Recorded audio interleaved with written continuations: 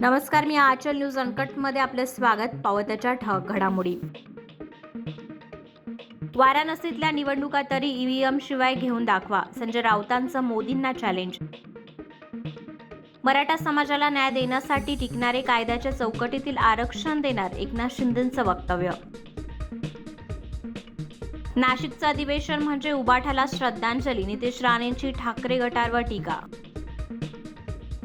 देवेंद्र फडणवीस आणि जिमचा काही संबंध नाही, आदित्य ठाकरेंचा फडणवीस यांना टोला.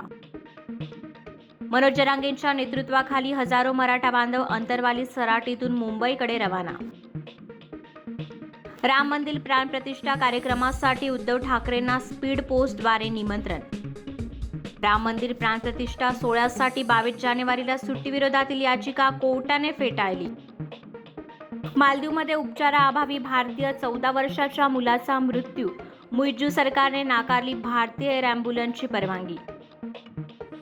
सानिया मिर्झा आणि शोएब मलिक यांचा तलाक, शोएब मलिक तिसऱ्यांदा लग्नाच्या बेडीत अडकला.